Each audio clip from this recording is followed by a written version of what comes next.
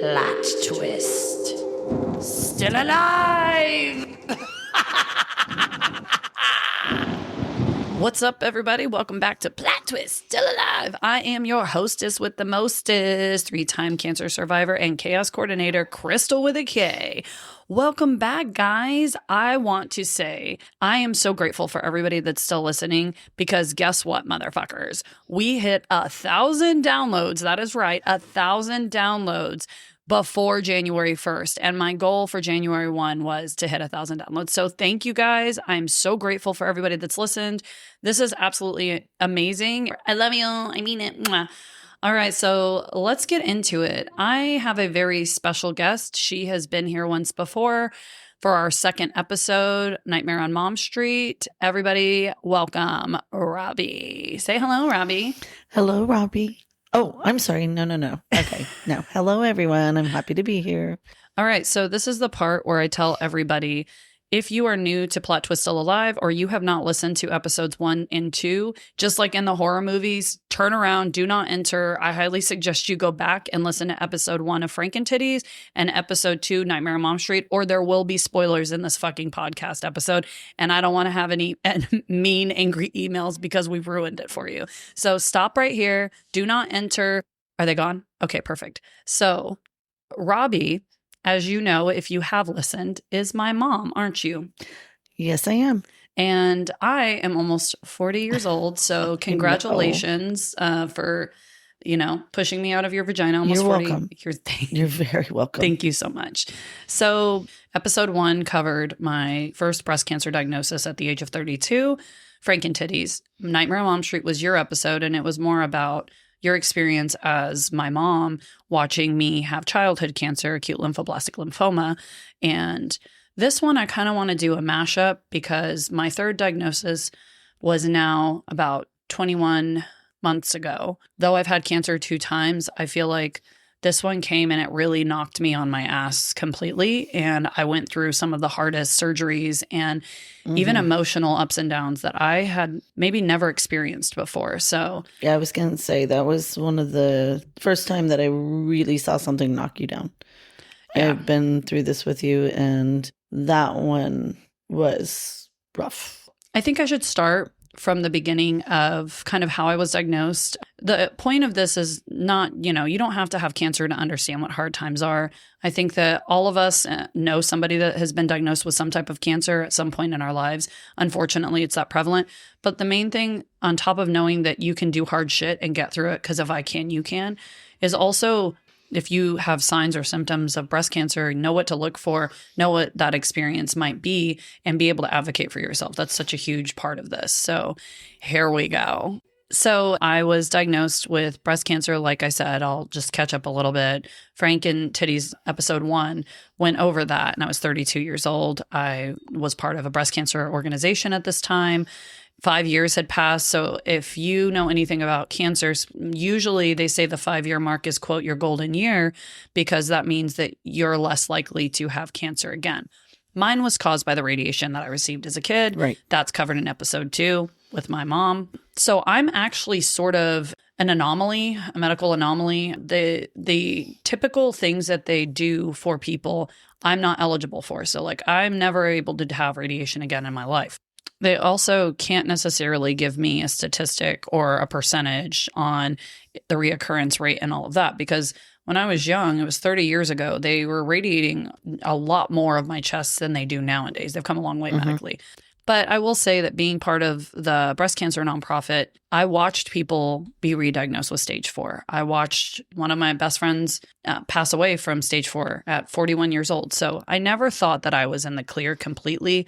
I always had a feeling in the back of my head that I would see it again. And I just couldn't let that live at the forefront of my brain. So fast forward to my golden year. And I finally kind of exited the horror movie that was my life. I exited the Lifetime movie. I met Drew. I had this incredible Halla wedding. I was able to get pregnant, which he was basically a miracle kid because they tell you whenever you have chemo, you're supposed to harvest your eggs. And you weren't supposed to have children anyway at all. Well, they said that from the time when you were young. So that he's a miracle in all kinds of ways. Right. And so even my other two are, and I will say that we did miscarry right before him. And I almost, I really thought that that was that. Like I wasn't going to be able to have more kids. And Drew and I had the conversation because I was like, if you want kids, go have that. You're an amazing person. You need to go do that. But we got pregnant after that. And obviously we had him. So it was such a cool experience to have with a man that I loved. I had this beautiful family and we had this amazing wedding. We went on a fucking trip to Ireland. Again, you'll have heard about that through my Fuck List Zone episode. And everything was finally fucking great. Like it was really good. Everything at work was going great. Of course. Naturally. Of course. Naturally. And I almost let go of that whole, when's the shoe going to drop? When's the other shoe going to drop? Because that's kind of something you do now still though? Like, do you still wait for that shoe to drop? Now I just live with the shoe dropped. I just live with knowing that shit is going to happen in life. Bad shit. I cannot stop it. It's going to happen. And it doesn't have to be my cancer coming back. There's so many other bad things that can happen in life. But I still try to choose to live happily and joyously because I'm, again, hyper aware of that clock that's ticking over my head. So I know that has to be on the forefront of anybody's mind that it has dealt with cancer or another disease, that clock is ticking. Like, and maybe you can tell me better, but it has to feel heavy in some points. I mean, it does. There's days that it is so heavy that people don't get to see that. I don't show that to everybody, that I feel an overwhelming sense of just dread, but it's a blessing if I let it be. And knowing that my life is short allows me to not stay there long. Losing people I love to cancer reminds me of my own mortality, my own diagnosis. I don't look at them and think, oh, poor them. I think that's a me or that could be me. When I watch people diagnosed with stage 4, that's what I think that could be me. I never feel pity for them. I feel empathy, and I always think that could be me. Realistically, I'm going to be straight up. I think more people should live as if they were diagnosed, because I think that would make you be more kind. I think that would make you not give a fuck what people think about you. And I think that would make you live probably the life you actually want to live, instead of being caught up on all the bullshit, drugged down by all the negative, getting into daily complaining. And I will say this, because of my 5 years, I think I started getting comfortable in life again. Yes. Because the first couple years after diagnosis, I was living like life's too short, live life to the fullest, go on every trip, do the crazy shit forever. And then at some point your life levels out. It's like a roller coaster and you're on this high. And then I leveled out and I started bitching and complaining about little things again. Look, there's nothing wrong with that. Like everyone does it. But it became like I was back to a regular mindset almost. And then life was like, nah, bitch, hold my beer again. So April comes around. Life has a way of doing that. It sure does. Let's humble her again. So we just get married in February. April comes. Something was eating at me, like I need to get a revision. I wasn't happy with my implants anymore. My body had changed since I had the baby. And I want to rewind for a moment. The miracle baby that I had, I knew I was never going to be able to breastfeed because I had a double mastectomy. I had to kind of grieve that when I got pregnant. I still had my nipples, as we talk about. I had a nipple sparing mastectomy, but they remove all of the tissue. So like you say you're fine with it, but then when you actually get to that part where you have the baby and you breastfed your other kids, you're like, am I going to bond with this child? Is it going to be the same? I kind of dealt with all of that. I grieved it through the pregnancy and a little bit after having him, because he had severe constipation issues because of being on formula that I didn't have to deal with my other kids. And it was hard for me. But right after I had him, I started having pain in my left breast, the same breast I had cancer in before. It started getting lumpy in parts, kind of like mastitis. And if you don't know, if gentlemen are listening to this, it's basically where your milk ducts get like infected because there's a clog or something. That is exactly what it felt like. I was even having bloody, milky discharge from that left breast, and it fucking scared me. So I called my oncologist. I said, hey, this is weird. She said, let's check it out. I love my oncologist. I'm still with her to this day. She's amazing.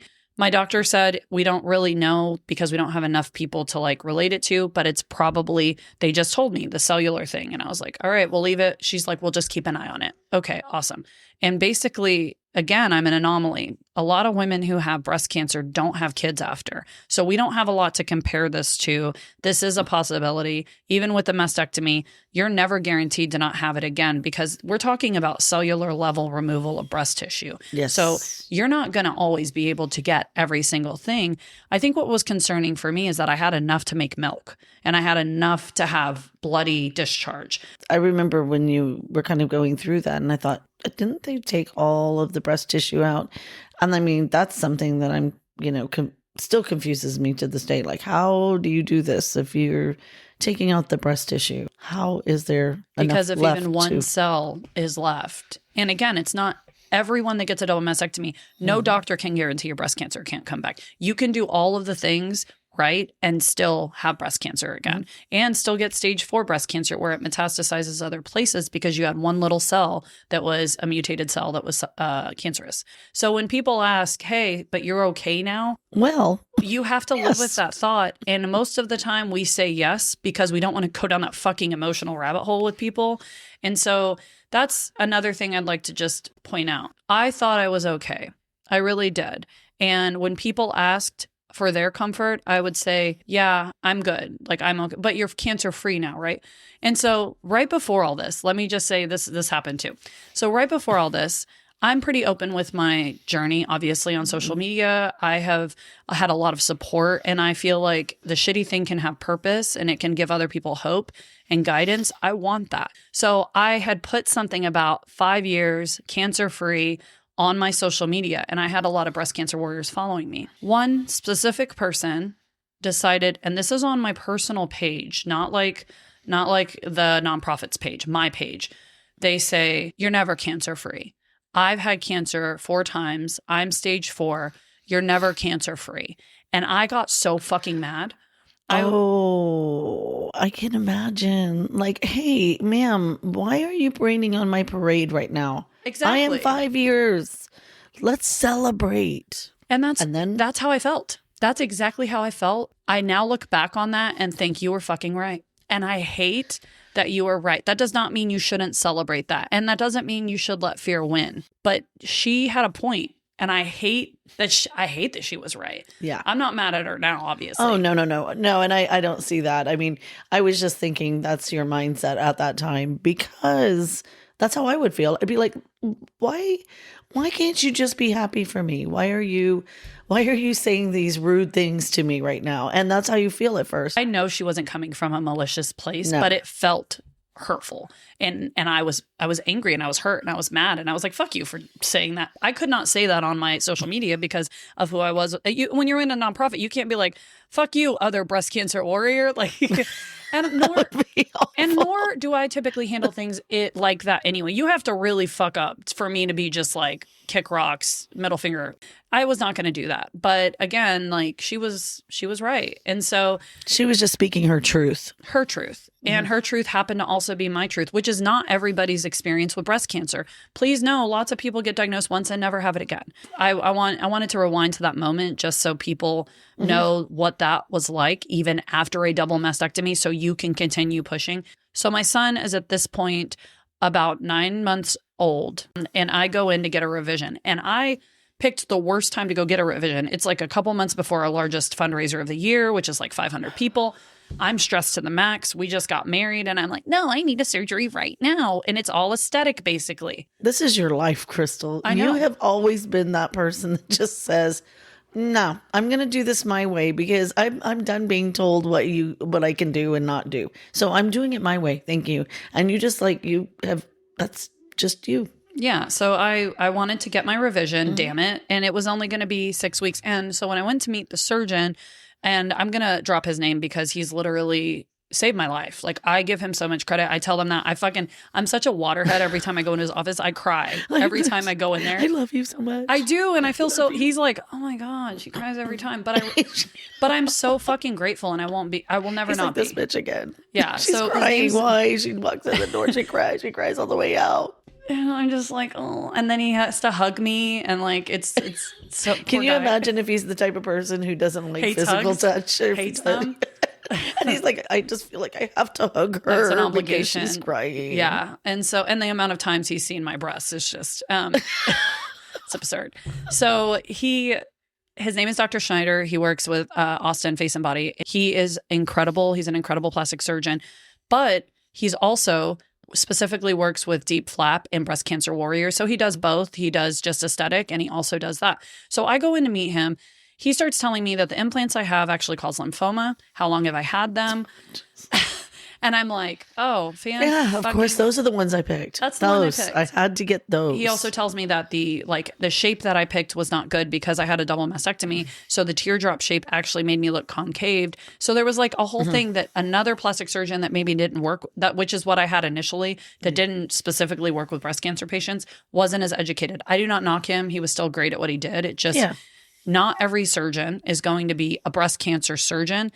And if you are not comfortable with your surgeon, find somebody else. He starts feeling around. And this is TMI. Y'all better get ready, though, because we're talking about nipples.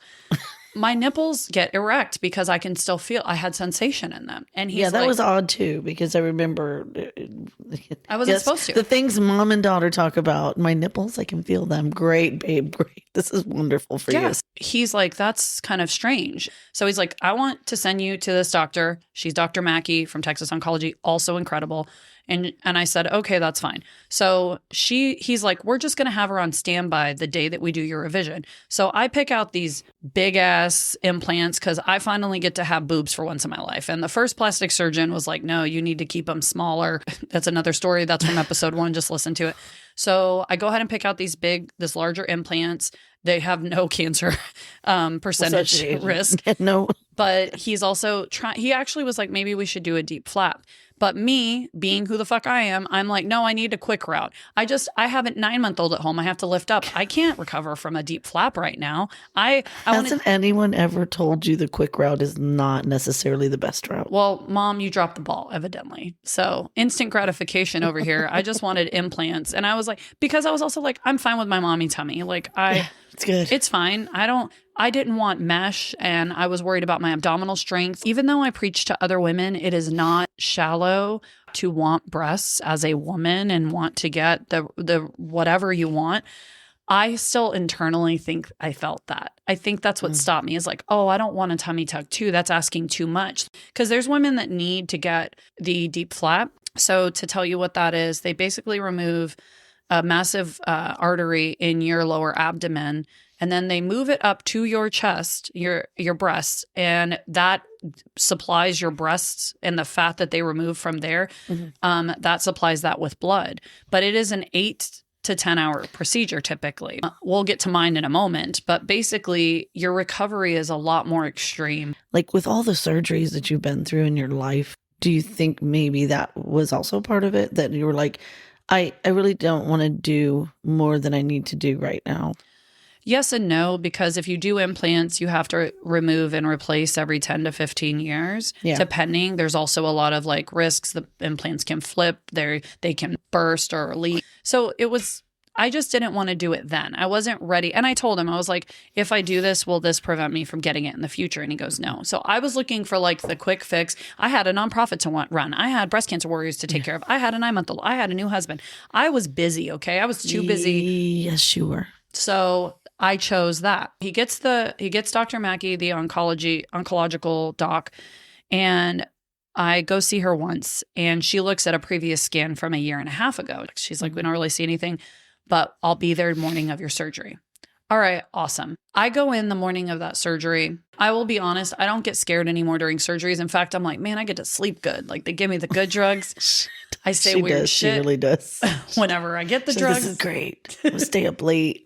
Sleep the next day. Yes, I do get anxious to where I can't sleep, but then the next day I'm like so calm. That's the other part that comes with this. Drew had never been through my cancer with me. Drew is a very stoic person, and he's Drew is like, we're not going to worry about that unless we have to worry about that. Like he's very positive. Yes, and it's fucking annoying to me sometimes. It is annoying sometimes. Like Drew, once in a while, could you just admit that it's scary? It's scary. But he also evens me out, and he is a rock when I need it because I'm emotionally everywhere. So the morning of the surgery, I'm chill like I always am. I think he was following my lead. He's like, all right, she's good. I'm good. It's fine. He's sitting there. Dr. Schneider comes first, and he's like, boop, boop, boop, boop, boop. Like, just checking my nipples again. And I'm like, which is part of this, but I'm like, why are they so caught up on these nipples? And he's like, huh. And I'm like, fuck, what is a huh? What's a huh? I don't like it. And he's like, I'm going to have Dr. Mackey look, but I'm concerned that you might have extra breast tissue just based on feeling your breast, the fact that you have nerves, like you can still get signal in your nipples. He's like, do you feel that like erogenously? I'm like, yes, I do. Like during sex, that's my mom's here. We talk about sex. During sex, I do like that. That is a thing for a lot of women. That's an erogenous zone. And so that's really the only way that I could climax. Like, honestly, I needed help with that. Again, if you're listening and you're not comfortable with this, I'm sorry, but this is the reality. Mom's here. She's like, I'm fucking trapped. No, but I think it's important people to know that you're not just talking about aesthetics. You're talking about sex drive, all these other things. And I'm like newly married. I'm newly married to a man that thought I was sexy as hell with my nipples that work and help me with those things sexually. And now they're like, it's a problem. And I'm like, what do you mean it's a problem? And so Dr. Mackey comes in and she just tells me straight up. She's like, hey, I'm going to go ahead and remove that tissue if I know there's some in there. When I do that, you will not have feeling in your nipples anymore. And me being the person that I am, have to use dark humor. And so all I could think to say in that moment, and she's in there and the nurse is in there and Drew's sitting there and I go, not my gumdrop nipples. Like from Shrek. Stupid. I don't know. They don't know what to say with me half the time. And I'm fine with it. I'm fucking comfortable with who I am. I'm like, awkward. Okay. So then she's like, yeah, I'm really sorry. Like, I'm like, it's fine. It's fine. So she leaves and then they go ahead and give me the good juice and wheel me back. And I don't remember what I said this time around because that was not what was in my head. But I'm just thinking I'm getting a simple revision. I'm going to wake up with implants. And it's all going to be fine. It's all going to be fine. And they're going to remove any extra tissue just in case, right? Wrong. I wake up and you're always groggy and you're in the post-op area. I start realizing, because he was also supposed to fat graft. So like lipo from some of my low back and places. And I wake up and I realize that part's not hurting or sore at all. And then I look down and I see I have drains, which was not part of this. Drains are typically when you have tissue removed and all that. You don't usually get them with like an implant swap. Okay. So I already know something didn't go as planned. And he's pretty much at my bedside within a minute or two of me realizing this. And I'm kind of, you're out of sorts for a few minutes. It's kind of dreamlike with your meds and coming back to. And he comes up and he goes, we did find a significant amount of breast tissue in your left breast and in your right breast that we removed. And we're going to send it off to biopsy. And I knew immediately, I knew I had cancer again. Like I knew if there was breast tissue, then I had cancer in it. And I just started crying right there. So that was the first time he got to see me really cry. That was fun for him, I'm sure. And it wouldn't be the last. You're welcome. You asked me about the other shoe dropping. I already knew just like the first time. I didn't need anyone to give me the whole, it'll probably be fine bullshit, because I have said this before. I am a glass. I just have a glass, not half full, not half empty. If it's not breast cancer, fucking awesome. Put a little fluid in there and we're great. But if it is, I need to be able to accept that, because I will break if I get my mind set on one thing, like it's not cancer, and then they tell me it is. Because of how I had been using my story, and a lot of people knew I was going to do this, I made a video. I showed people, which I can post on my blog, but told them this might be breast cancer and I'm really fucking scared. And I think people misunderstand sometimes that just because you're a strong person that can handle the weight of everything doesn't mean you don't fucking lose it. You don't break down. You don't cry again. Yeah.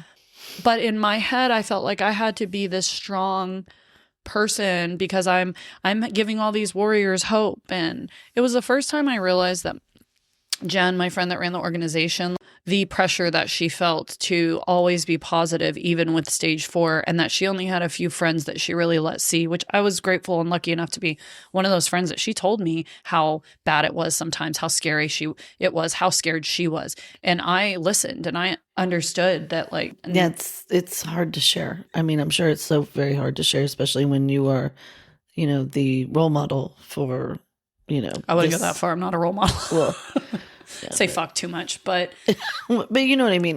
But you are the strong one. You've always been that way. You've brought that from the very beginning to now, where you try to be very strong for everyone around you. And yes, I have seen you break down, but it's not everybody that gets that. And so you having shared that, which was a great thing that you did. It was a way for everybody to say, you know what, it is okay. Even the strong have moments. Because if you don't see that, then you think you're just weak all the time. I would feel very weak.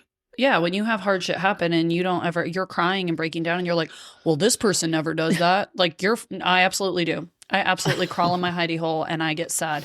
But I also like to do it alone. And then she makes me bring her pho.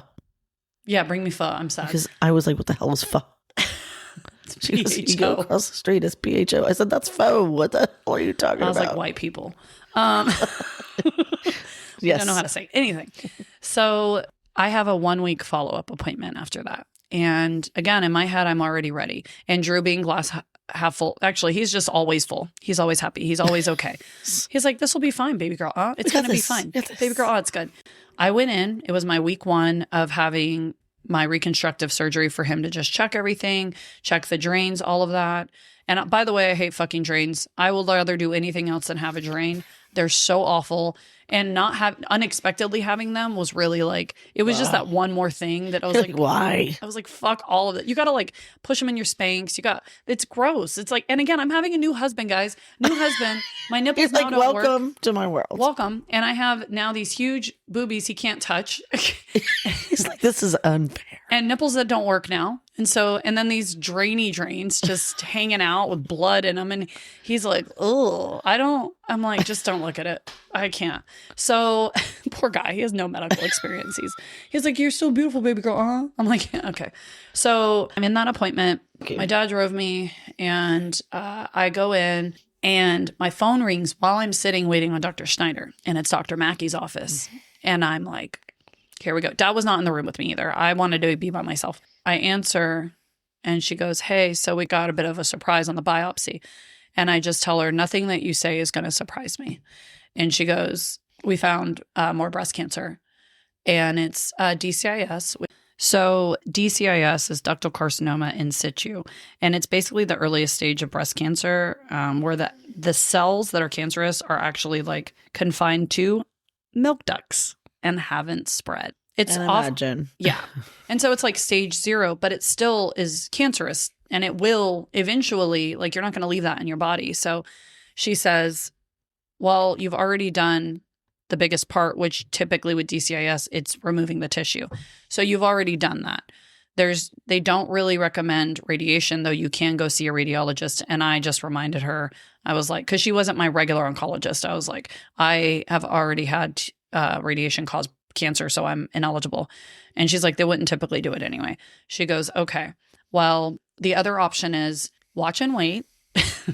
Now, this is my 3rd time, right? So this is not, is that really an option? We can remove your nipples because it was right behind my nipple, part of it. That isn't an option. Waiting after now my 3rd time with breast cancer. And I'm like, well, you got to take them off then. Like there's no other choice. Let's go. Obviously, this is horrible news for me, but I'm also like, all right, I'll get my nipples removed and that'll be the end of it. But I was devastated. It's crazy because I talked about this before, but the grief that I feel and the sadness I felt was also guilt. I felt guilty that my husband never had to experience this with me and now had to endure this with me, that everyone that supported me had to endure this with me, that my kids now had to endure this with me. And of course, it just like that clock over my head is so obvious. And I just have a 9-month-old. He's not even a year old. Mm-hmm. Like I have 2 other kids still. Like to have to endure this again. And I am at this point, 38? Not even 40, 38 years old. And I'm just like, fuck, man. Like, am I ever going to not have this? Is this ever? And the answer is no. Now I know that I'm never going to not feel this or worry about this ever again because I'm always going to worry now. I'm never going to let myself feel safe from it. But I can accept that. I didn't even want to tell my dad in the building. I just wanted to get out of the building. I walked out and he's like, what's up? And I'm like, let's just get in the car. So I told him. And then you know, he was like, man, you can't catch a break. I'm like, yeah, fucking who are you telling? Then you have to make the fucking phone calls of telling people. And I'm trying not to be overly emotional because I don't want anyone else to be upset. But I also know that I have to fucking tell my loved ones and my family. And then, like I said, being in the position that I was in with the organization, then I had to tell my board and I had to tell all these people. So I called my husband first, obviously. And, you know, he was supportive and Drew, he was my rock. And then I called you and you were at work. Yeah. Yeah. That, I remember that very, very vividly because, I mean, like you said, it's like you never seem to catch a break, even though we knew that was a possibility, like getting that phone call. And, you know, of course, you know, I'm your mom. And I immediately worry about your, you know, how are you doing? It's like not really about me. It was more about how are you doing? And I know this is devastating, at least initially. And then just everything. Because, you know, I always worry. I mean, you have your children. I mean, I have to we think about that. It's like, oh my gosh, what if this is the time? What if this is, you know, and I know that you're going to have to go through a lot, but I know when I heard that news, I was on a lunch break and I couldn't even go back to work because I was just falling apart in the parking lot, you know, and I just cried and I just sobbed and I just wanted to. And you guys happen to be, I guess, close by, right? Well, we were on the way from Austin. Yeah. And so you work and on the way. Yeah. We just stopped by for your lunch to surprise. I have cancer again. Guess what? Surprise cancer. You want some Wingstop? It's cancer, knock, knock. Sorry. But yes, yeah, that was, and I was glad because then at least I could be with you for that, you know, a little bit of time. And I know you because I'm like, I know she wants to go and process all of this. So I knew that it wouldn't be a long period of, you know, we just kind of sat in the car and I don't know, silence, talked a little bit, but. Yeah, because I need to just go into my shell after those types of things. And I know myself. I've lived enough life to know that I go into my hidey hole. But you know my process pretty well now. And you respect Yes. it. And I think everyone that's been in like my corner really knows me. So they respect it.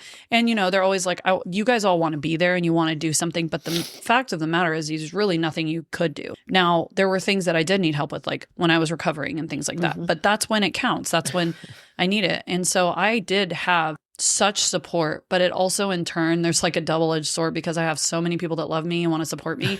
And I will never complain about that.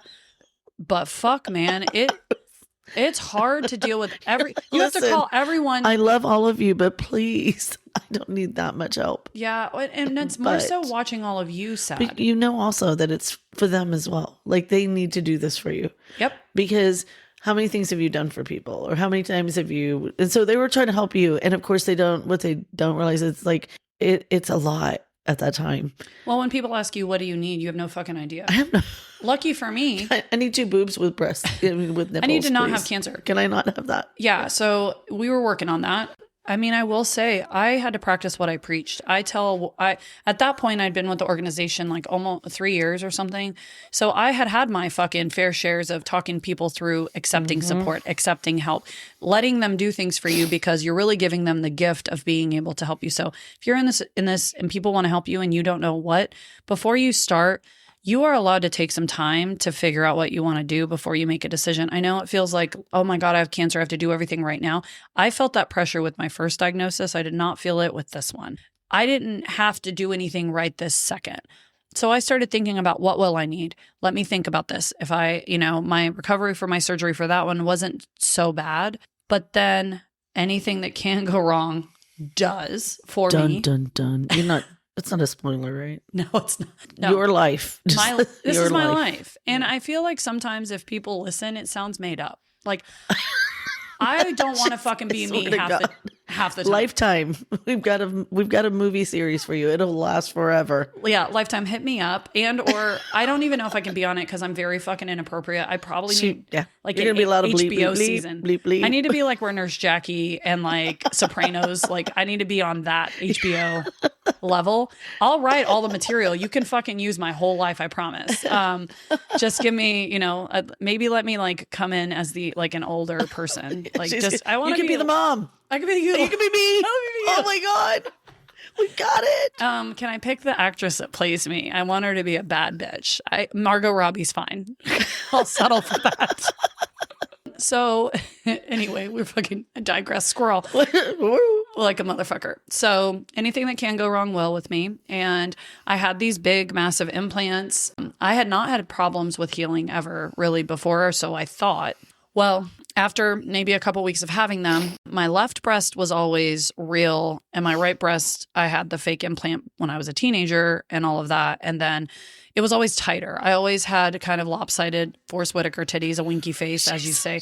Well, after I had the baby, it was the same. The left breast always still had more like stretch. And so the breast implant on that side started just kind of going down almost.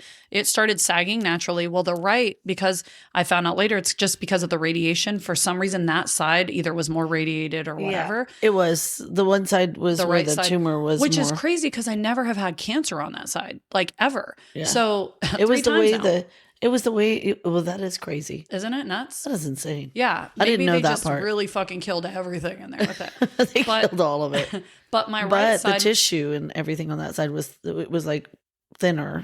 Right? So radiated tissue does not heal well. It doesn't stretch well. And I knew this from like the women that have had radiation as adult. I haven't. So like my experience with radiation was when I was a kid. I don't remember. But I did know women who have had it as adults. Their stretching was an issue. They would get severe burns through the radiation. It would weaken their skin. They weren't able to heal.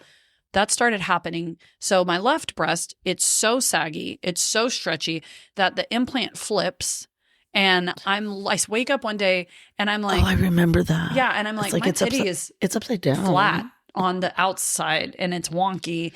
And so I start feeling it. And of course I Google. I was a nurse too. So I knew I could like probably fix it, flip it back. Cause I'm like, I'm not going back. That just does not sound right. It was weird. It was a weird feeling. Let me flip my boob back. But I was able to manually flip it. I obviously call my surgeon and I'm like, hey, this is happening. And they're like, okay, we may have to put like a mesh garment in there. So like, that's the first of a lot more things that start happening.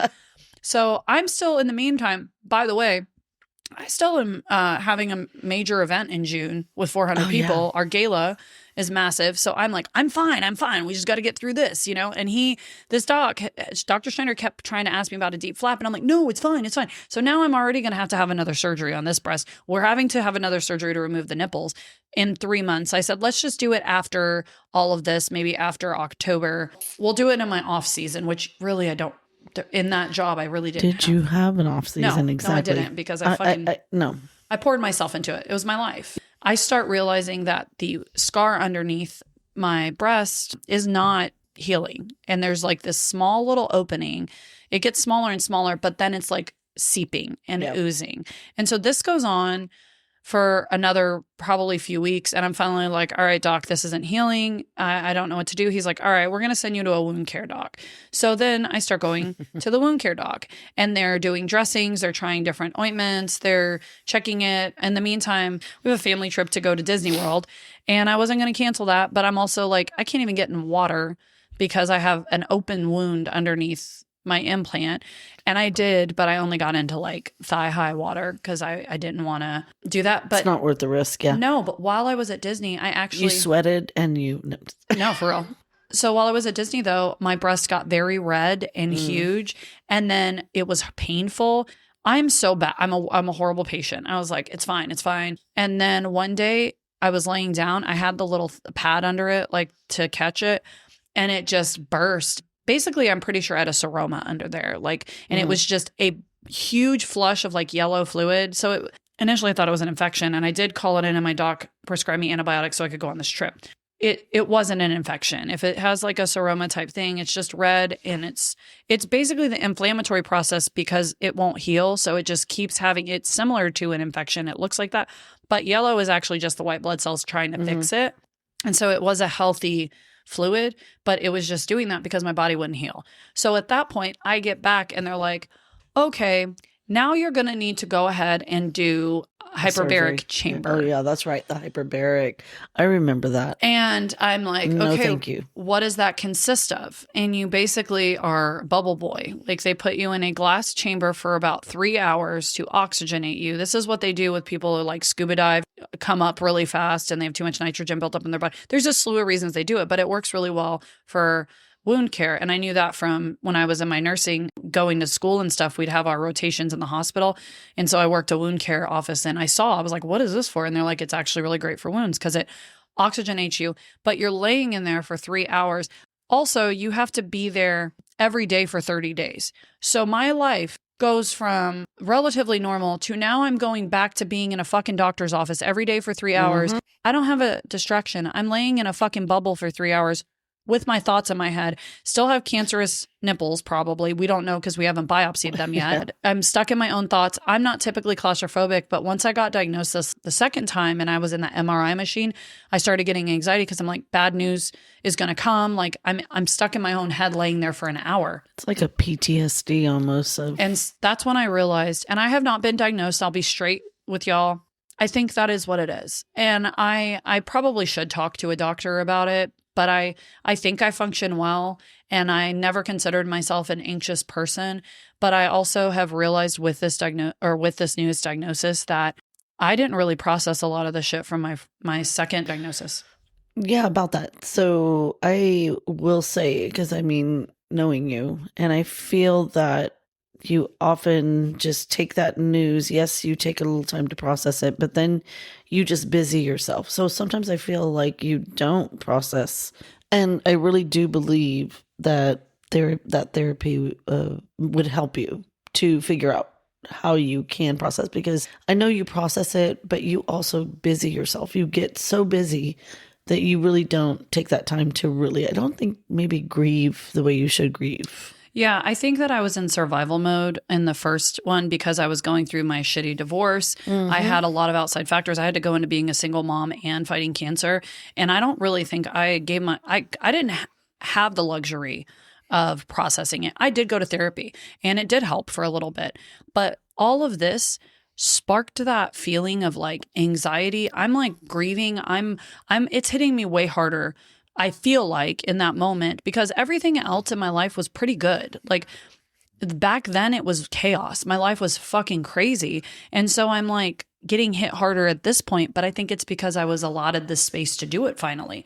But I also think that you feel like chaos, like you perform in chaos. Like that's, and I do too. But when things are chaotic, you know how to handle things. And that's what I feel like you do. Sometimes you like it and that, so the anxiety I get, we thrive in it. Yeah, we thrive in that. And then all of a sudden it's you a just fucking like, trauma response. But when you're in those moments where you're all alone and you have nothing but your thoughts, you're like, oh fuck. This is horrible. Whoa. I do not like this. That knocked me the fuck down. And the first time they asked me if I wanted anxiety meds, I'm like, no, it's fine. Because I had to drive and get my kids after. But I'm having to tell my job I can't be here 3 hours out of the day every day. So I'm like double working at night because make no mistake, nobody was like slave driving me at work. It was all me pushing myself because I busy myself, but also because I had so many breast cancer warriors relying on me to raise money, to raise funds. And then I had my family. I was spread so thin. And then I'm dealing with this on top of it. Life didn't stop because I got diagnosed again. But this time it hit me and it knocked me the fuck down. And if you were in my inner circle, you were watching me self-implode. You were watching me go through the emotions. You were watching me make decisions that were just not smart for like different things. I was struggling so hard. But I think you did a lot internally. Like that's what I'm saying is you really didn't portray that as much. I mean, yes, you did. Like you'd have moments, but that's the only way that we could see it is because you would have moments. But you kept it inside so much. Most of the time, but sometimes it would like bubble over. Like at work, sometimes I would have like these emotional things, or I would take things personal, and I'm like, that's normally not how I am, and it would just overflow. This happens, and I'm already hitting a wall, and then fast forward about a month, and the wound is still not healed. And at this point, the gala's over. I'm going into now the next biggest season is October. And I'm like, I can't keep doing this anymore. I have this open wound. This breast is completely flipped. I need to get these nipples off. Stat. Take my nipples. Not my gumdrop nipples. And so I finally, when I'm talking to my doctor, he brings up deep flap one more time. And I'm like, at this point, I think that this is the best option. My body is not handling implants well. He's like, the recovery time is the same. It's just a harder recovery. And I'm thinking, I've been through some shit. Like I can handle. I got this. Fuck it. Fine. Pain. Hold my beer. Yeah, pain. It's part of life. It's pain is just weakness leaving the body, bro. Just like the Marines say, or so I've heard. I don't know a lot of Marines. Special Forces guys. I was just gonna say. Anyway, that's who you were hanging out with, Marines. Yeah. So I finally gave in and I was like, I guess the deep flap is the best option. For people that are looking at options, please consider it. I would highly suggest it for people that have autoimmune disorders because your body already attacks your cells. So this is the best option. I have had a couple of warriors that have gotten implants first, and it actually, their body attacked it and it made them very sick and they had a lot of problems. And so they ended up having to have a deep flap. Let me tell you, skip the step of that. And there's also options to completely remain flat, which I have so much respect for women that do that. But as I said, I'm literally turning 40 years old against, like, by the way, again, fuck cancer. I'm turning 40 years old. Cancer's been trying so hard. Up the ass. And she said, Against that, I'm still turning 40 years old and I still want to have breasts. I wanted my husband to have me have breasts. Like, I do care what I look like. And I don't think that makes me selfish or fucked up or shallow. Like, I'm a woman. I was born with the ability to have breastfeed. I already had that taken from me with my child. And I have found I'm still grateful for my kids, but I mourned that. I grieved that. And for me to have to, I think the hard part is that, like, I had to keep cutting pieces of me away. To keep, like, at what point I'm like, how much do I have to give up? How much of me do I have to keep giving? How many pounds of flesh do I owe? And it always goes back to, like, am I a good person? Is this happening to me because I'm a bad person? Like, is God punishing me? Is he testing me? I feel like I'm the fucking Hulk. I don't need to be any stronger. Why? But I also have come to realize that life is just life. And I can't control what happens to me. I can only control what I do with it, especially in regards to this part, right? So I give in. I said, let's do the deep flap. We'll do it a month out from October. So I'll have exactly 6 weeks. I'll have plenty of time. Plenty of time. It's pain. It's no big deal. Nothing could go wrong. Dun, dun, dun. So I go in the morning to get the deep flap and do the nipple removal at the same time. So we get there at the butt crack of dawn like we always do for the surgeries. Same fucking shit, same rodeo. We've done this a lot. And he comes in and starts marking me up. They tell us it's going to be about 8 to 10 hour surgery. And what comes along with this is you immediately go up to the ICU for a couple days because they have to check, they call them your flaps. And the flaps that they move up to your breasts, they're coming in, checking it, checking the pulse, making sure you have blood flow I think it's like every hour at first. And they're managing your pain and they're doing all of that. So I knew I was going to stay in the hospital about 3 days. In the ICU was only supposed to be maybe a day or two. Then they typically downgrade you if you're doing well and all of that. I'm good. I get to take my nappy nap again. Super excited. I do remember Tupac, like listening to Tupac. And while they're wheeling me up, I'm singing California Love. Like, I'm like, hey, it's better than when you were a teenager and singing about smoking dope with Willie let's Nelson. get to the point. Come on, roll another joint. Yeah, that was y'all's fault. You let me listen to that. It was fine. She does this. I don't know what it is with her surgery. She like just starts randomly singing and she's being wheeled into This is why I can't do crazy like LSD type shit, because what the fuck would I even do drugs? What would I do? At that point in my life, you'd have a concert. I've still to this day never rolled a joint. I don't even know what that's about. I haven't. You're like 16, 17, rolling a joint. I was like, my first implant and we were like, no, really, she doesn't smoke dope. I promise. She doesn't. No. I was a goody fucking teenager. All that being said, I've got 2 IVs in. I get to the ICU. My nurses are cool. I'm like, all right, I'm good. They're tucking me in for the night. We'll come in with some pain meds in a bit. I'm like, okay. I'm like, I'm fine. You always feel fine right after surgery. Then that's like lulls you into a full sense of like, I'm okay. I found out though, my surgery was actually 12 hours long. Yeah. Side note on that one, because, we're all waiting to hear things. And, it's a side note for Drew, if you're listening. A few more updates would be nice because we're freaking out going, what the hell's going on? I'm like, John, have you heard from anything? Does Drew contacted you? I'm talking to your sisters. Like, anybody heard from Drew? Because we're trying not to inundate him. So there's that side note. So, and he, again, first time he's ever experienced. I know. And they're telling he's him. Forgiven. They're telling him, it's fine. So he's like, no, it's fine. It's all fine. They said it's fine. And it was fine. I'm like, yeah, but that 8 hours that went into 10 and then. So I found out that the reason it was 12 hours is because I do have a clotting disorder that I found out about whenever I was diagnosed with the second one. They did like a test because I had a blood clot, and it's actually makes me higher prevalence for having clots. It's kind of the opposite of having like hemophilia, where I have a higher risk of having strokes, miscarriages, and things, which I didn't know until I was 32, and I'd never experienced that before I had that clot. But they also chalked it up to maybe it's because of chemo. Well, the artery kept clotting off, so they had to keep clearing it and trying to reattach it. So that took an extra 3-4 hours to do. So when you're laying on this, you can't move your body. You're completely like sedated, and they're supposed to move you and stuff. But I think there's only so much of that they can do. I could not bend my arms. My arms were like T-Rex. Like they were so bent because my muscles, it's like when you work out way too much, it's weird that was the first thing I remembered, but my arms hurt so badly. And so did the back of my head. And I remember you saying like, they didn't say this was going to happen. Like, why is this happening? This is so weird. I was thinking I'm being a pussy. Like that I remember too. But I'm not kidding. I was like a T-Rex arms. Like I could not move my arms for probably 3 weeks normally, and maybe a little longer, and they hurt. And so when they'd come in to like check my IV, they'd move my arm, and it was like wincing pain.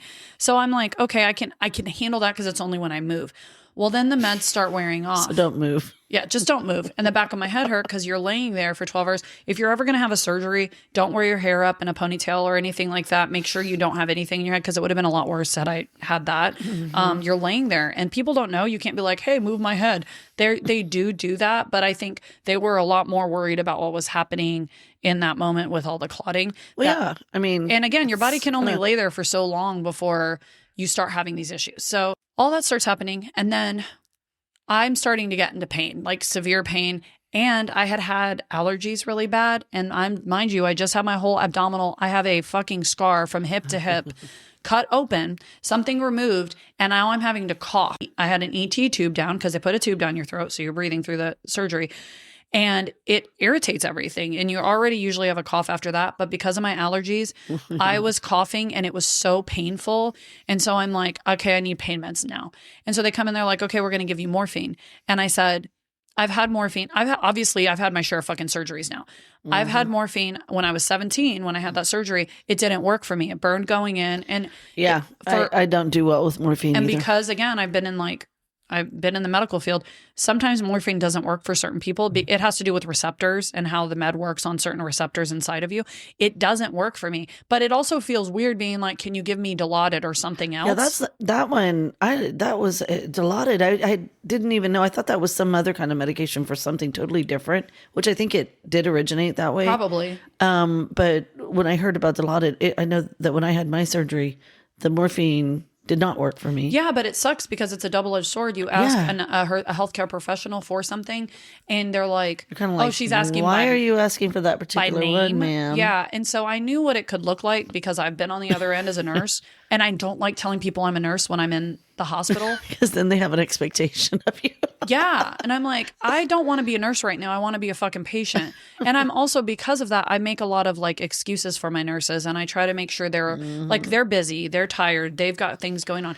We're also, by the way, basically you just also you're like not bothering your nurse when you need them because you're like, oh well, like I know how hard they're working. Right. Well, no, be the patient. Yeah. So that's hard. I'm sitting there and I'm in pain. And when he comes in and I ask him that, he's like, okay, but here's how it works in the hospital. If you've never been in the hospital, and I have worked on the floors, a doctor has to prescribe it. So he's having to call a doctor, my doctor or the on-call doctor at 12 at night to try and get a med, which I know how that goes as a nurse. I've had that happen. And they don't always get back to you for hours. So I can either take the morphine, which then I'm like, then I can't have anything else for 4 hours and I know it doesn't work.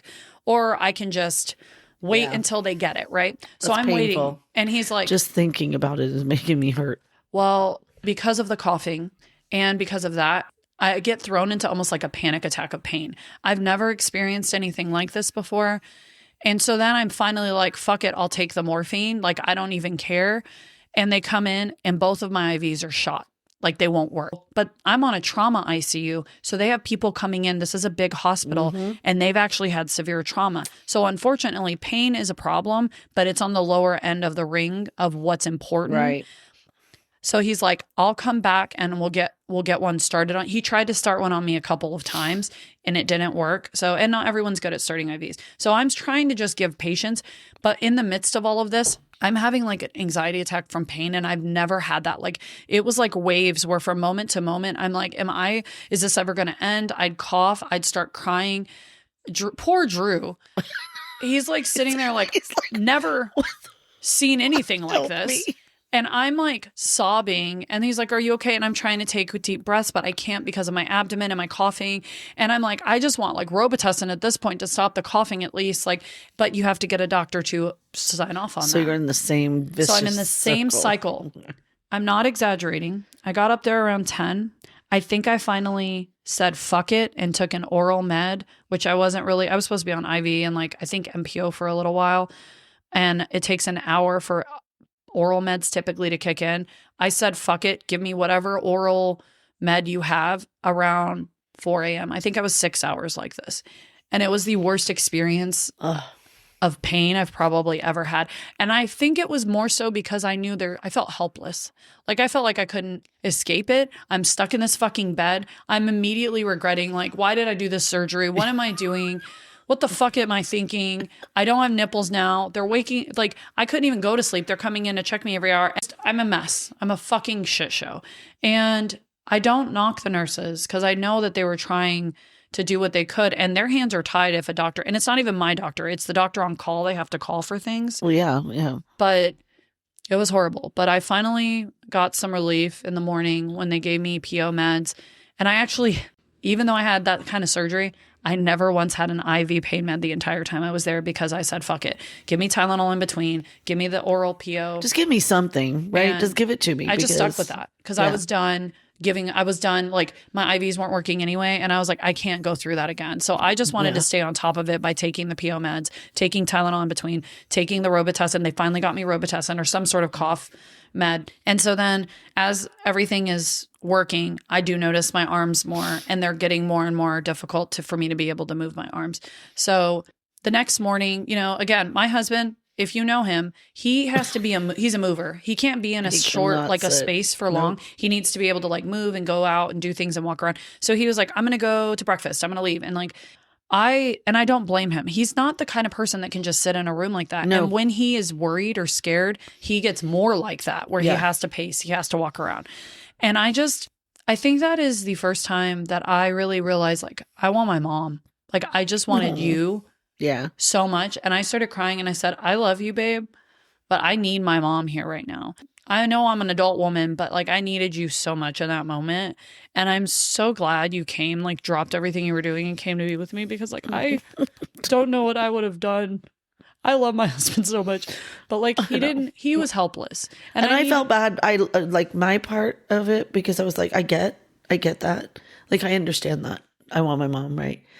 And to be honest, when I got the call, I was like, oh, hell no, I'm on my way. Like, there's nothing stopping me. So I felt so bad because I was like, I hope Drew, because y'all are newlywed. I was like, I hope he doesn't get mad at me. That's my thought. I was like, poor Drew. He's not mad at me. No, I think he felt relieved because he didn't know what to do. But he also didn't want to not be there because I was like, I was emotional. I was like, he's supposed to be there. Yes. I'm just like, just go. I just want my mom. Like I was losing it. And so then you came and you did what you always did. And you put me at the forefront and you made sure I was okay. I remember telling you in the hospital, I said, I can't even imagine what this is like for you because you've watched your daughter now do this 3 times. And I'm so sorry that you have to endure this because as a mother, I would never, God, I don't even know what I would do if one of my kids was diagnosed. Like that is such a hard idea for me to wrap my head around. And so what was that like for you? How did that feel? I see you crying. So I know. Like, I knew it was hard for you, but the fact that you put yourself and your feelings to the back burner. And I knew that when I was a kid, you had such a hard time being there and you beat yourself up for years about it.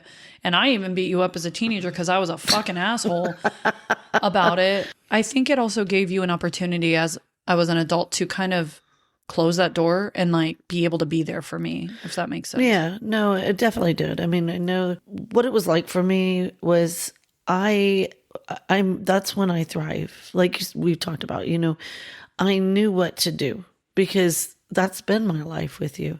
That's been my life. I know how, and I hate hospital. Like if I can get out of a hospital, I want to go. I don't want to be there.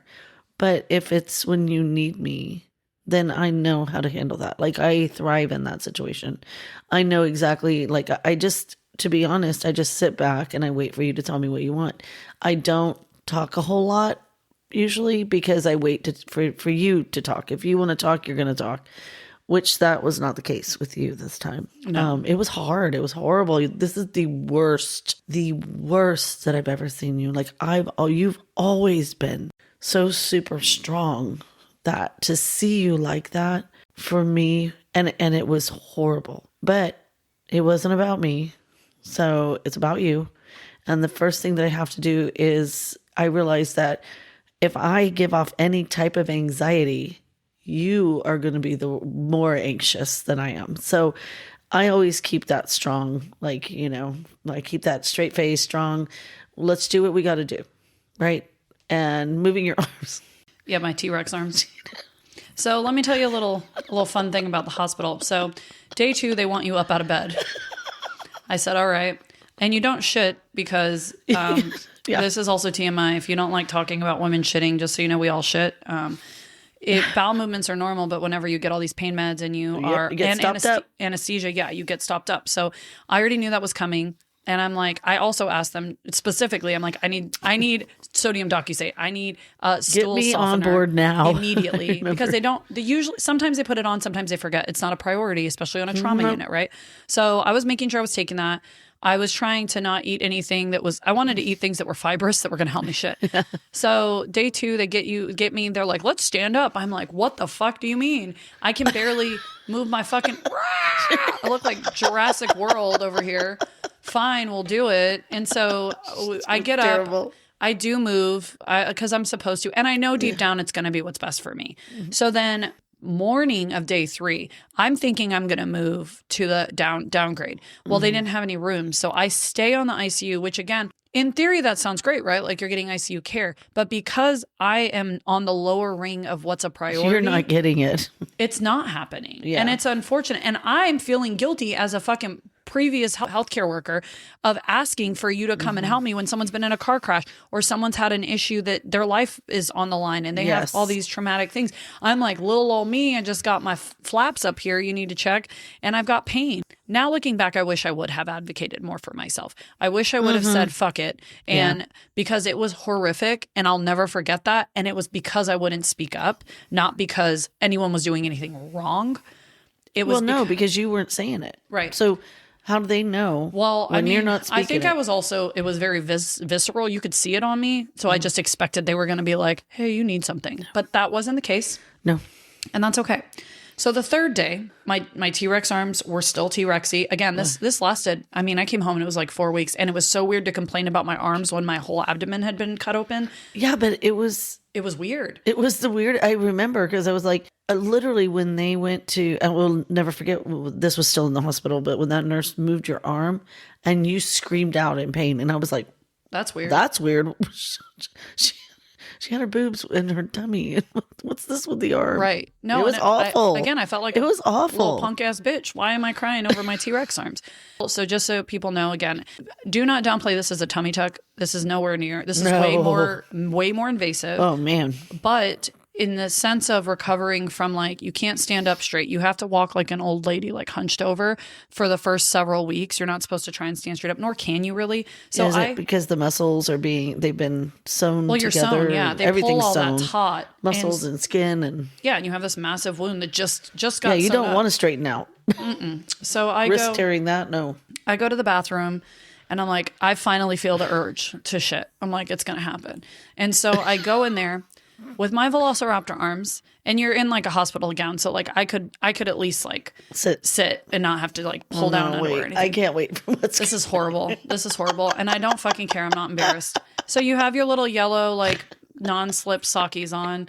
And I sit down and I'm like, oh my God, it's going to happen finally. Because all I had like rabbit pellets, but no actual. And so finally, like it happens and it's a mess. You're going to have to wipe a lot. Poopy. A lot of, it's like wiping a marker. Like wiping a marker where it just keeps having like more. Except you can't wipe because you got T-Rex arms. Exactly, because I couldn't fucking wipe. So the nurse is on standby and Drew is in the other room. Mom had left at that point. And I'm like, fuck this. It was just like, I'm not gonna. There's some things I'm not gonna do. I am not calling my husband to wipe my ass. I'm not calling the nurse either. She's not wiping my ass. So if I have crusty ass shit, then so be it. I'm gonna try. So I try my best to wipe from like in between with my Velociraptor arm. Yes. And I finally wipe a good amount. However, when I'm wiping, it's like imagine like taking your little hand. I'm doing it right now. Like, you know how you do like a puppet with your hand? Yeah. That's what I was doing with my Velociraptor. I'm like bent over in between my legs as much as I can be, wiping kind of like back and forth with my hand, like really quickly to try and get it. And I get fucking shit all over my sock. All over my sock. And I start crying because I'm humiliated. And I'm like by myself. I got poop on my nose. I'm not. Yes, I literally am like, I got shit everywhere. I can't even wipe my own ass. What's wrong? Like total pity party breakdown. Unbeknownst to them, they're just out there like, they're out there like, all right? And I'm like, you okay? You okay? I'm no, fine. I got shit on my sock. I'm fine.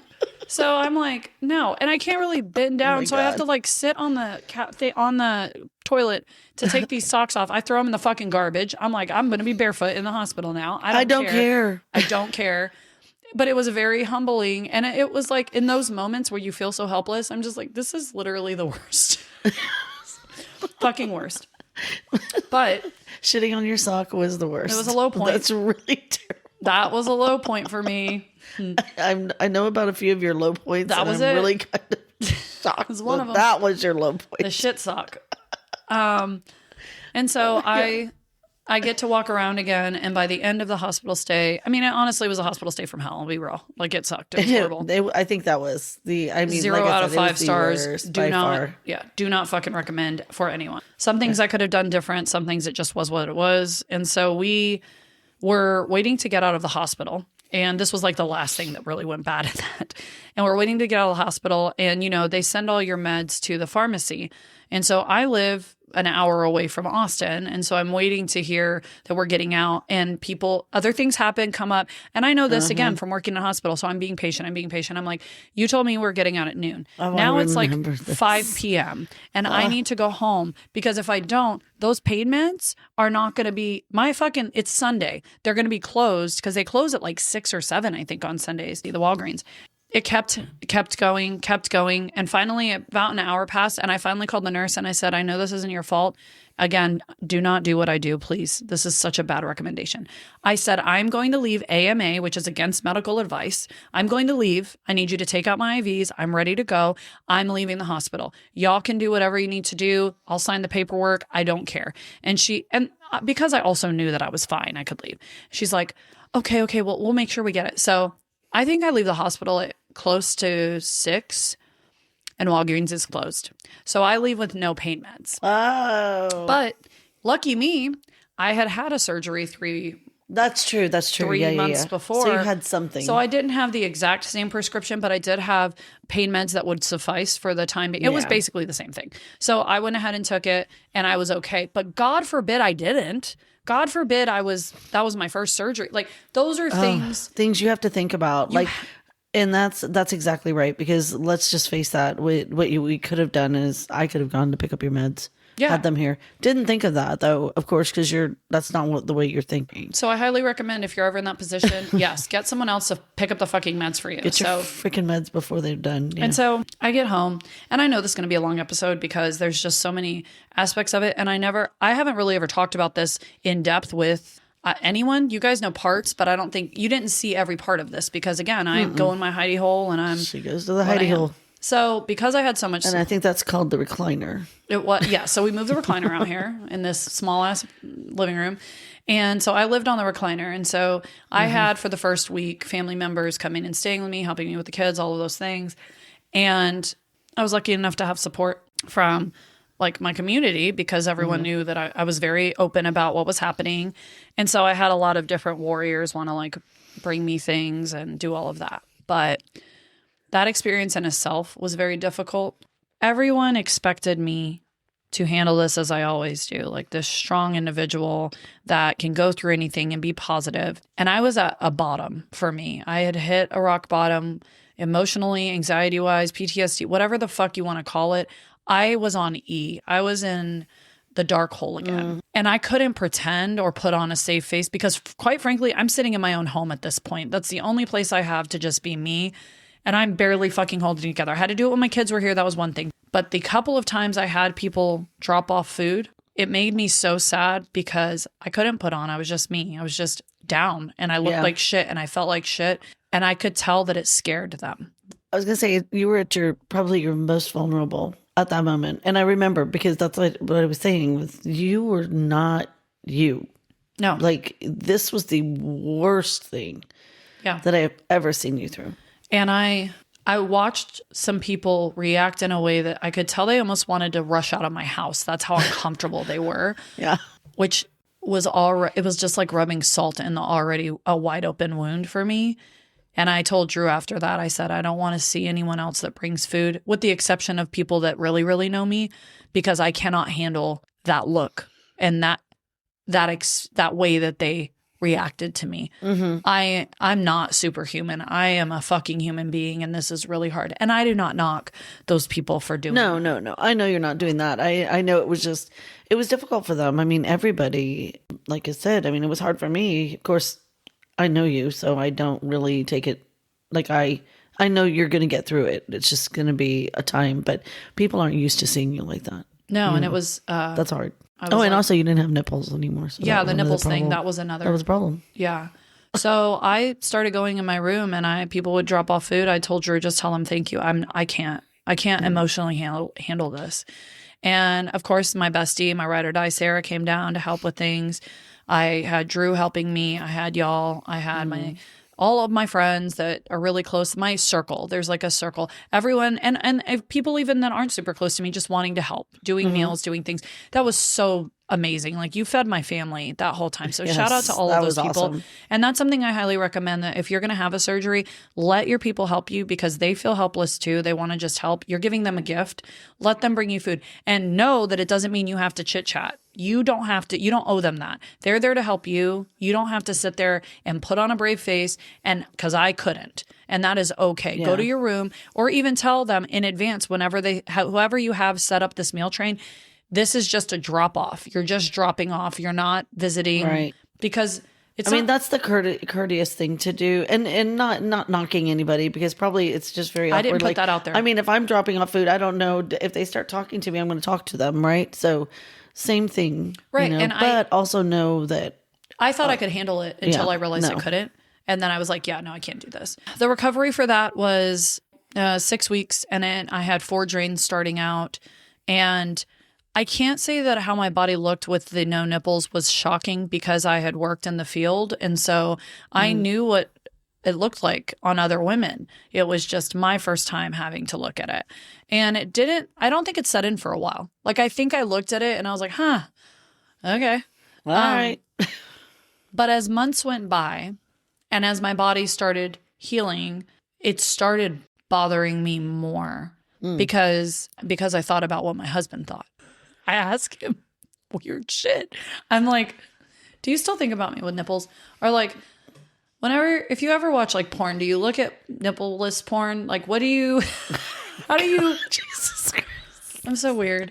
I just want to know, like, because in my head, I was so scared that like he would be so like turned off for me like, and not be, I thought, you fell in love with this confident woman that had nipples, really good ones. By the way, I really liked my nipples, but like I just thought like you had this woman that you have this, it was so secure seeming and so like positive, and I am the complete opposite of that at this point. I'm at the whole bottom of the hole. No nipples, like feel so insecure in my own skin. I just wanted to crawl out of my skin. And in the midst of all of that, like wondering if that affected him and if he was attracted to me. And ladies, I'm just going to tell you, they don't give a fuck. And any man that does is not worth having around, because my man still loves me, and I like to call them my flipples. I don't know if anyone else has called them. Ask me about my flipples. I said it in front of Dr. Schneider shortly after because I was like, it's flaps. Yeah. They take over So my nipples. flipples. It's a flipple. It's a flipple. I have massive scars, and I also made the mistake of trying to talk to a warrior about the surgery while I was still recovering. She was not through the organization. It was through another way, and she was very negative. I'll be real. This is just me being 100% real. Cancer is indiscriminate. You could be a good person and get cancer. You can be a fucked up person and get cancer. People get cancer all the time. Not everyone that has cancer is a good person. While I'm trying to do my part of being kind and being respectful, I'm also going through my own journey. This woman was extremely negative, very ugly, very judgmental of my circumstances. And then she said something. And that's honestly, I have to give her credit, because that's why I came up with Frankentitties. Because she goes, am I going to look like Frankenstein? And that's what I'm worried about, is looking like Frankenstein. And while she's saying this, I'm literally recovering in my recliner a few weeks out. And I look down and I think to myself, that's exactly what I look like right now. And I said, yes, you will, but it will heal. And I've seen what it looks like after a couple years. And her negativity was so bad that I couldn't even, I told her, listen, she didn't want to speak to me really. I said, okay, if you want to ever talk again, please keep my number. I don't really care at this point. Like, I got off the phone and I'm like, I can't do this for people right now. I cannot do this for people. And then I started crying because I looked at my body and thought, I do look like a fucking Frankenstein. But here's what you know about me now. I'm going to be funny no matter what. Frankentitties. And I am not going to let what I look like. I walked around bald as fuck, looking like a testicle with fucking massive, like it looked like rash on my face. It looked like acne stuff, like whatever. I had no fucking eyebrows. That was awful. I had Tupperware titties. So if you think fucking Frankenstein, I'm going to be the sexiest fucking Frankenstein there ever was. And I'm not going to pretend like I am not still insecure about it. I still look at myself. I still ask Drew weird questions about whenever you like kiss me, do you think, oh, I wish there was a nipple there? Like, I ask questions like that. But I also realize that that is fucking okay to do. After all this, I recover. And it was a major turning point in my life, to where I realized emotionally I wasn't capable of doing everything I wanted to do for the organization anymore.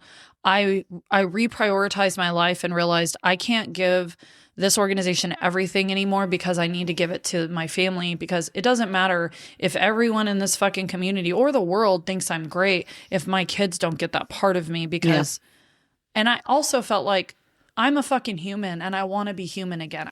I was a little worried about you during that time, because I mean, that surgery took a lot out of you, but just everything that happened, you did, it's typical Krystal style. It's like she took that agitator out and she started agitating her life, and it was getting married, it was having a baby, it was, all of it, the organization, the surgeries, the, going to Disney World or Disneyland, was Disneyland World, the better one. And so, yeah, I mean, and you go out full force. And it was the first time I think I've seen you, like, I don't want to say it like this, but it's like you unraveled. Like, I did there was a unraveling of you. So I know we had many conversations and talking about it, because I know the organization meant a lot to you. And I remember I was kind of on the fence of what you were really going to do. But I think I was too. I really thought, no, I'll change my mind. Other people did too. I really thought you would change and then your mind something clicked, and I just am like, I have done my part. That's it. That's what I think that is you have. I mean, you have to have that passion continue, which you do have it. Oh, absolutely. But I think absolutely. you also need to have that passion for your children, because you're right, they need you as well. I don't, and your husband. I don't. It's not fair for that to come above everything, and I can't hold up this facade that I am superhuman, or that I'm not I'm just a human being. I'm just like everybody else. And the fact of the matter is, in those moments when I was trying to give people hope, I had a hard time finding mine at times. Yeah, that's when like, that's really interesting, because you're not me. giving 100%. No. And I'm sure that other people in the organization have had their times too. You know what I mean? Of course they have. And I'm sure they saw that part of me though. And that's where I really knew it was like time. I was like, it's visceral. Everyone can see, or I thought you can look back on it. And I'm go, like, you know what? I want to leave on a good note. I want to leave knowing that I gave it my all. It's that rager. You're having the rage. One more One rager. more rager. This last gala. It was your rager. It was. We have models that walk and do all that. And usually there's one that shows their scars. And I was like, I always ask other women to show their scars and be like honest and be who they are. And I fucking wrote this. This is one of the proudest things I think I've ever done in my life. I wrote a monologue. I was terrified to do it because I was like, this is me being very real and raw. And I mean, it was not an hour and 40-minute podcast like this is. Which, believe it or not, it's hard for me to do these things because I try to be hopeful. I try to be positive, and I do worry about people judging. But quite frankly, especially in the last few months, like I've been reminded by grief, by loss, by other people losing things. Like I get one of these. I don't give a fuck. If you don't like me because I talk about my titties and shitting on my sock, then oh well, I guess I'm not the one for you. I have so many good people already in my life. So that was my last hurrah. We had the best fucking gala we have ever had to date. It ran the smoothest. Obviously, everything always has issues. We raised a fuck ton of money, and I did my monologue, and I got to walk with my FLIPPLE out, loud and proud. FLIPPLE. Because we have models, and they made outfits for us. And mine was, my favorite saying is, it's not about waiting for the storm to pass. It's about learning to dance in the rain. So mine was like literally raindrops. They made this beautiful like crystal thing for me to wear a tiara. We have these amazing women. Shout out to Joe and Mathia that make all these beautiful costumes. And if you need a seamstress or you need someone to make you some wearable art, hit me up because I will get you in contact. They make I watched every warrior transfer. Like every year we did it, I watched them completely transfer into like owning their scars, owning their cancer and taking power. And I was like, I need that right now. And I'm going to do it because I ask all these women to show it and I don't show it. So let me fucking do it. And we made this gallery. People walked through. I'm getting chills talking about it. I know. I remember. All of our scars were out, and we had our girl Lisa. Also hit me up if you needed a photographer. She's amazing. Lisa took pictures of us. My Frankenstein scar, my Frankentitties scar for my abdomen was out. My port scars. We had a woman that was beautiful and bald, and she was going through it. She's young as well, like holding her head. It was so moving and beautiful. Yeah. And you went, but like, oh God, yeah, I had chills thinking about it. Do you know how many women? I was nervous about it. I was so nervous. I'm like, we're pushing the envelope too far. And I was like, fuck this. It's not a pink ribbon. And it was pink. I remember you were on your way out anyway. It doesn't matter. It didn't matter. Didn't matter. I was already 2 weeks notice. What are they going to do? They fire me? But I also thought I'm going to do it true to what I think should be. Right. Exactly. And it also taught me to trust my instincts because I said, it's not just a pink ribbon. It's not just October. It's all year of our lives. So I was scared about it. And then so many women reached out. We had so many fucking warriors. There was this part in my monologue that I said, if you're a warrior, get up here. The entire fucking stage, we had to make room, was full of women. I had everyone standing on their fucking feet, clapping for these beautiful women. I was shocked at how many there were because we have survivors that I know that came. There were so many I didn't know. There were so many that, I remember that because it was so many. Shocking. And it took like 5 minutes to get them all up there. Like I had to pause my monologue that was only supposed to be about a 10-minute thing for that part. And people were clapping. They thought that was the end. I was like, no, I still have a couple more things. Hold on. Because I have to say, I get my one fuck cancer at every event because Jen told me I could say fuck cancer one time. So everyone put their middle finger up and they can say flock or they could say fuck. And we said fuck cancer. And it was a mic drop. And I'm so proud of that moment. And I'm so glad I did it. But also that gallery, I had so many warriors after reach out and even on because we did like surveys, say, I got to see bodies that looked like mine and they were beautiful. Like, how? I mean, they just don't, because when you're looking at your own body, you're seeing all the flaws. But when you see it on somebody else, you realize like, it's not that bad. Or it can be really like you look at it and you're like, wow, they survived. That's beautiful. Them fucking surviving that. And so we had women that have chosen to be flat. We have women that have nipples removed. All of those women, for the most part, had that. Except one was, again, currently going through chemo and had just finished. And I wanted people to see that. And she had her port. It was very prominent because she still had her port in. Like, I still, to me, because like I know you're, and I'm bringing this up, so you know you can cut it later if you want to. I don't care, but yeah. So for me, I'm still like, you're not going to put a tattoo. Your tattoo you're talking about is going to be different on your nipples. Like I would be like, fuck that, just put a tattoo nipple on there. I just want to. I mean, but that's me saying that right now. I think that's most people. And then you're just different with that, saying you want to do something different. Yeah. So just so people know, my girls at Perky, they are incredible. Krystal and Court, shout out to y'all. Y'all actually shared Frankentitties, which was my first one. And thank you so much, because I got a lot of downloads. And I think it helped a lot of people who are just starting this journey. They do incredible 3D nipples. You can have a little thing placed that basically makes it stick like a out. stud. Yeah. Well, I mean, they do all kinds of things stuff now with and so if you want them, I watched so many warriors get their body back and their confidence back. I've got to be there for some because we used to gift some out, and it was a really cool experience. I'm so happy they exist, and they've done my eyebrows. Those bitches do not play. They're good. They are really good. They're some of the best probably in the country, if not the world. I truly mean that. So please see them if you're looking for eyebrow or nipple tattooing. My breasts tried to kill me twice now. They're never going to be the same. I have massive scars over them. So I want to make them art. That's what feels right to me, for me. And I think every warrior gets to pick what is going to make you feel most beautiful.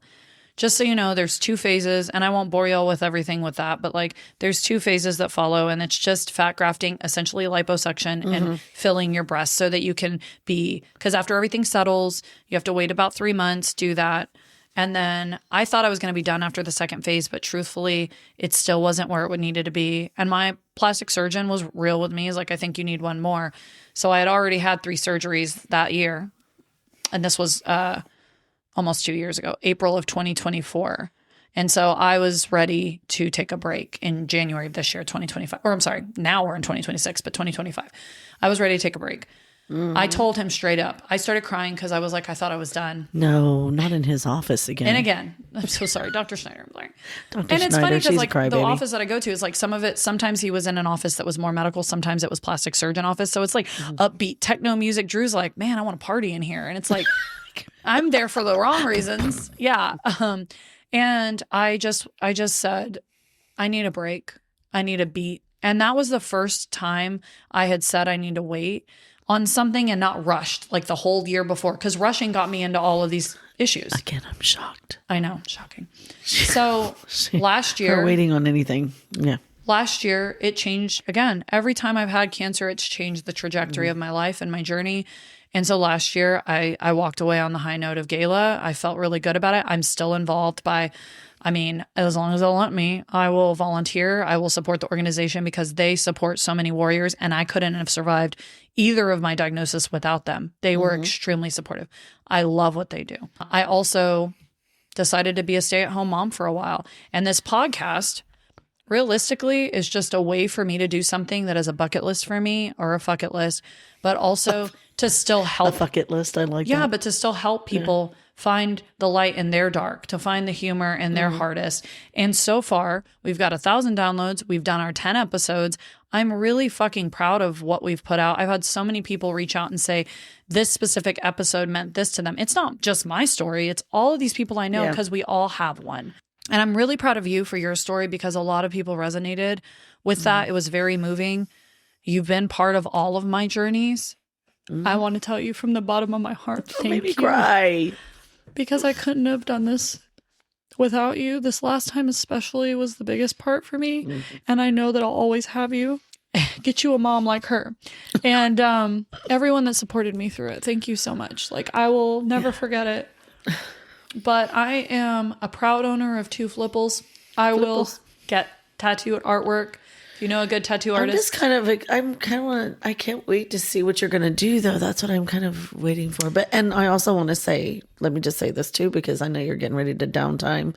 And I have to do that weird spooky laugh thing again, which is fun.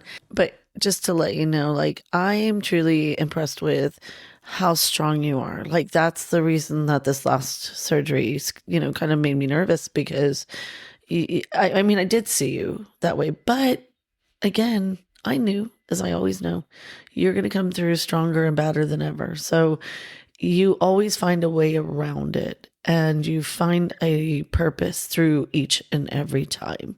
So I completely respect you, and I love who you are for that purpose. Like you're not just keeping it to yourself, you're helping others with it. And your story is super important.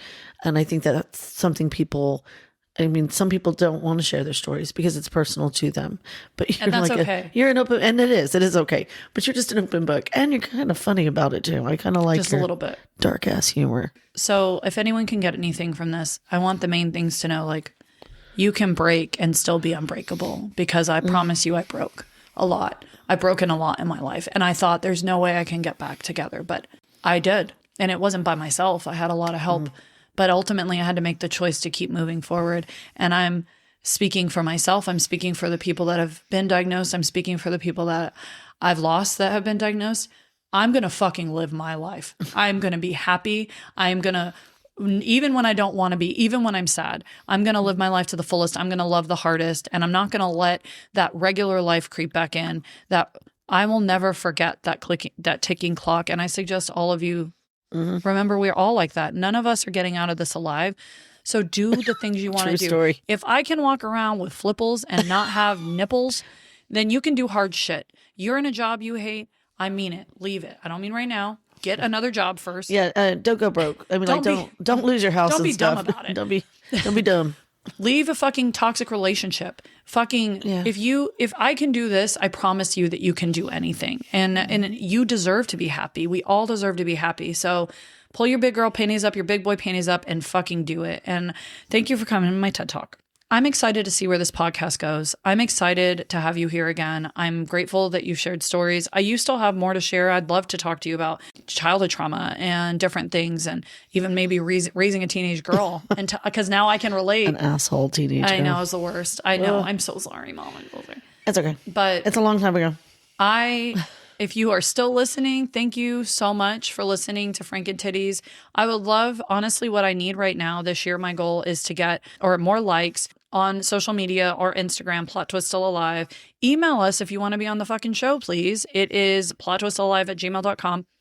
Check out our website, and also write in things. If you have questions or you want to know things, don't be scared. But most importantly, I would love for you to share this. If you get something from it, then share this episode on your social media or with friends. Text it to them. I don't care. But my goal is to reach and help as many people as possible through this.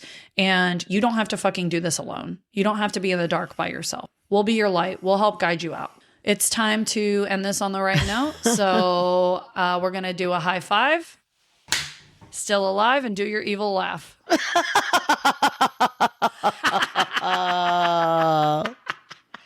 Ouch.